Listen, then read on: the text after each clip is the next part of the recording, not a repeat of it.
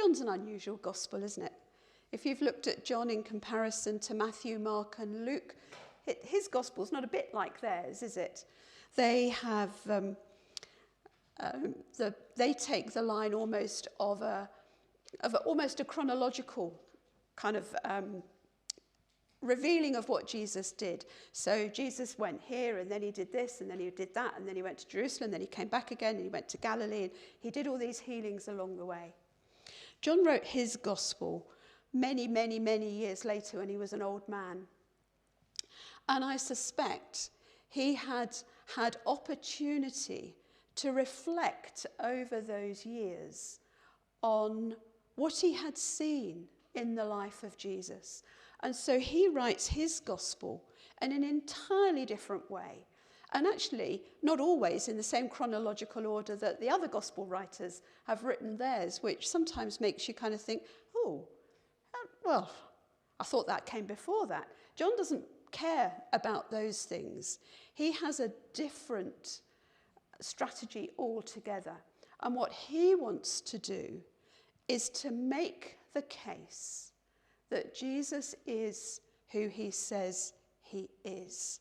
And so he picks various stories of the healings, the miracles, and he sets them out in an order that is quite strategic, if you're planning to do such a thing, so that as you go through the signs, there is an increasing persuasiveness about what John is wanting us to see about who Jesus says that he is.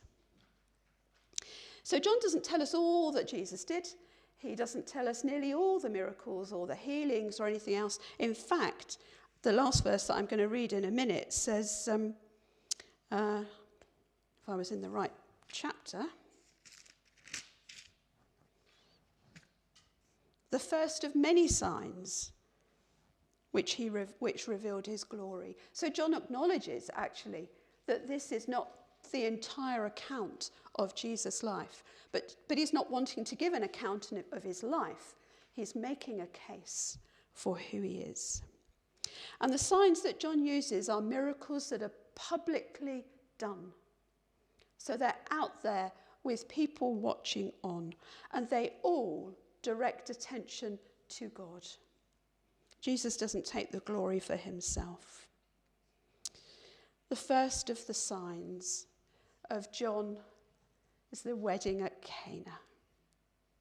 Like the story of the wedding at Cana? I like the story of the wedding at Cana.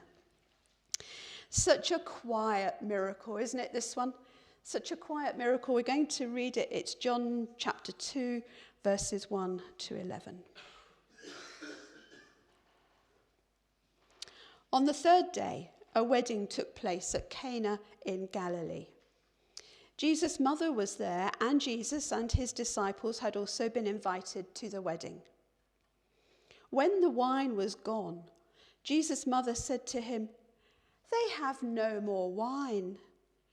"Woman," some translations say "dear woman," which I think is a bit more revealing probably of the relationship. "Why do you involve me?" Jesus replied. "My hour has not yet come." His mother said to the servants, "Do whatever he tells you." Nearby stood 6 stone water jars, the kind used by the Jews for ceremonial washing, each holding from 20 to 30 gallons. Jesus said to the servants, "Fill the jars with water." So they filled them to the brim. Then he told them, "Now draw some out and take it to the master of the banquet." They did so, and the master of the banquet tasted the water that had been turned into wine. He did not realize where it had come from, though the servants who had drawn the water knew. Then he called the bridegroom aside and said, "Everyone brings out the choice wine first, and then the cheaper wine after the guests have had too much to drink. But you have saved the best till now." What Jesus did here in Cana of Galilee was the first of the signs through which he revealed his glory and his disciples believed in him.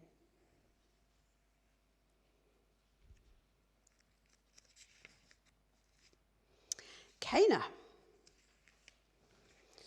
the location of the wedding. And Mary was there, the mother of Jesus, and clearly it's not spelled out for us. She has some responsibility at this wedding because the master of the ceremonies went to her and said, "We've run out of wine." We don't know whose wedding it was, but we know that Jesus and his disciples had also been invited. So this was obviously a wedding of somebody close to the family for them to have been there.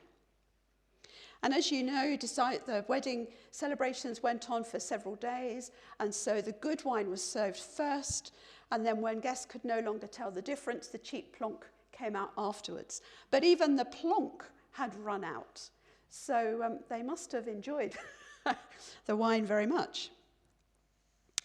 And the potential for shame on the family is huge. And I guess that's what stirred Mary's heart. She didn't want shame on her family. So she comes to Jesus and says, "They have no more wine." And Jesus replies with a question, "Why involve me? My time hasn't come." And yet somehow Mary sees that this is not a no. Sounds a bit like a no, doesn't it? But she obviously knows that it isn't a no, because she goes off and she says to the servants, "Do whatever he tells you." I pondered that little line for a few minutes when I was thinking about this. Do whatever he tells you. Doesn't that tell you something about Mary as mum, who has got used to her son saying the most extraordinary things that you have no idea why until you've done it, and then it makes sense? She must have been used to him doing that through his growing up. So it's no effort for her to say to the servants, "Do whatever he tells you." She could have added, "even if it makes no sense at all," but she doesn't. She's restrained. She just says, "Do whatever he tells you." She's preparing the servants to be told an activity that is going to seem to them to be utterly stupid. And doesn't Jesus do that with us sometimes? He nudges us to do something or to go somewhere that makes absolutely no sense until we finally give in. We can't resist it anymore. And we go and we discover what that was all about. Sure enough, the instruction to the servants make no sense at all. Fill the stone water jars with water. And John's gospel is one of those, I love this about John's gospel. He gives us some whispered asides through the gospel. He kind of goes, "They're the water jars that are used for the ceremonial washing," just in case we hadn't realised what they were about. And he does that all the way through. You get these whispered asides to make sure that we know what's going on. So these stone water jars that were massive things, 20 to 30 gallons. I find it hard to visualise that kind of volume, but it's quite a lot of liquid. These stone jars would never have been used for anything else, certainly not for holding liquid that was going to be drunk, just water to be used for washing. So the servants do as Jesus says. They fill them with water. And then Jesus says the most extraordinary thing. Go and take it to the master. You could just imagine them going, "But it's water. It's water." Oh, well, if you say so. And so they take it to the master. I wonder what they were thinking was going to happen to them. But they do what they're told to do. Perhaps they thought the master would spit it back out at them. I don't know. But they are obedient to what Jesus said. And they take it. And somewhere along the line, at which point we have no idea, what was water had been transformed into something beautiful, generously beautiful. Quietly, no fuss, no words, no dramatic drama about it all, just quietly, efficiently, no fuss. The water has been transformed into the best of wines. And the master is astonished. I bet that was nothing to the astonishment of the servants who knew what had gone into it. So what does John want us to see? This first sign. What is it that John is really pointing to?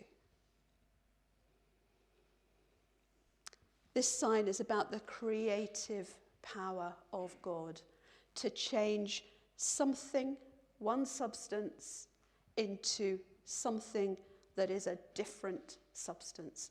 Wine takes years to mature, doesn't it? And it needs other stuff other than water. It needs water, but it needs other stuff too. And yet here we have, in that short journey, the transformation of one substance into another. The creative heart of God is at work, manifested through Jesus. I remember actually a trip to Cana on one of our visits to Nazareth Hospital. I think it was the first year we went. We stopped in Cana and we went to the church where it is said that this happened, although not everybody agrees with that. And the guy who was the minister of the hospital said, you know, this miracle is very different from the feeding of the 5,000, because in the feeding of the 5,000, the bread was multiplied. In the wedding at Cana, the water was changed. Different miracles, and I like that. But it's showing Jesus as Lord of nature, Lord of the natural order, creator. He used the ordinary and made it extraordinary. And you know, he's still doing that today. With you, with me, he changes the ordinary into the extraordinary. Jesus took that water, he added flavour, presumably colour, maybe even some bubbles. And perhaps he's doing that with you. Flavour, colour, sparkle, bubbles. Generously transforming into something beautiful. So it's not a one-off miracle, the wedding at Cana. It's an ongoing miracle that we benefit from even now. So let your life too be about that transformation as Jesus does that work in us, quietly, slowly sometimes, more quickly at others. Depends how much we let him. But I wonder how key those words of Mary were. Do whatever he tells you. And that's key for us, isn't it? Do whatever he tells you. Because when we obey, then we see things, we believe, our faith grows, teaches us to obey more. The glory he gives to God, and so do we. Amen.